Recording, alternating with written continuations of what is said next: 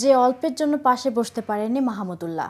সাকিবের ৯, মাহমুদুল্লাহর ৮ আর অন্যদের কততম বিশ্বকাপ হতে যাচ্ছে এবারের টি-20 বিশ্বকাপ। মাহমুদুল্লাহ ও সাকিব ছিলেন বাংলাদেশের প্রথম টি-20 বিশ্বকাপের দলে। সাকিব আল হাসানকে টি-20 বিশ্বকাপের সমর্থকই বলা চলে। এ পর্যন্ত হওয়া ৮টি টি-20 বিশ্বকাপ যে বাংলাদেশ দলে ছিলেন সাকিব। এ বিষয়ে বিস্তারিত জানাতে উষারবাণী স্পোর্টস থেকে আপনাদের সাথে রয়েছি আমি মিথিলা। বাংলাদেশের সাবেক অধিনায়ক এবার ওয়েস্ট ইন্ডিজ ও যুক্তরাষ্ট্রে খেলবেন নিজের নবম বিশ্বকাপ।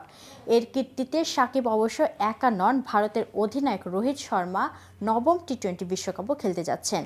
অল্পের জন্য সাকিব রোহিতের পাশে বসতে পারেননি এবারের টি-20 বিশ্বকাপে বাংলাদেশ দলে থাকা মাহমুদুল্লাহ। ২০০৭ থেকে ২০২১ সাল পর্যন্ত প্রথম ৭টি টি-20 বিশ্বকাপে বাংলাদেশের দলে ছিলেন এই অলরাউন্ডার। তবে ২০২২ সালে অভিজ্ঞ ক্রিকেটারকে ছাড়াই অস্ট্রেলিয়ার বিশ্বকাপ খেলতে চায় বাংলাদেশ। সাবেক অধিনায়ক এবার খেলবেন ৮ম টি-20 বিশ্বকাপ। বিশ্বকাপ অভিজ্ঞতার ঋদ্ধি সাকিব মাহমুদুল্লাহর পাশে ঘোষিত বাংলাদেশ দলে আছেন প্রথমবারের মতো টি-20 বিশ্বকাপ খেলতে যাওয়া ৬ cricketer. Opener Tanzid Hasan, middle order batsman Towhid Hridoy, wicket keeper batsman Jaker Ali, বাঁহাতি spinner Tanvir Islam, leg spinner allrounder Rishad Hossain ও পেসার তাসকিন হাসান এবারই প্রথম টি-20 বিশ্বকাপ খেলতে যাচ্ছেন। এই ৬ তরুণের ৩জন তানজিদ, তাওহিদ ও তানজিমের অবশ্য অন্য সংস্কারের হলেও একটি করে বিশ্বকাপ খেলার অভিজ্ঞতা আছে। এই ৩জনই গত বছরে ভারত ওয়ানডে বিশ্বকাপে খেলেছেন। বাংলাদেশ অধিনায়ক নাজমুল হোসেন খেলতে যাচ্ছেন দ্বিতীয় টি-20 বিশ্বকাপ। তার মতে দ্বিতীয়বার ২০ ওভারের বিশ্বকাপ খেলতে যাচ্ছেন off spinning allrounder Mehedi Hasan. টি-20 বিশ্বকাপ অভিজ্ঞতায় নাজমুল মেহেদীর চেয়ে একটু এগিয়ে wicket keeper batsman Liton Das ও বাঁহাতি পেসার শরীফুল ইসলাম।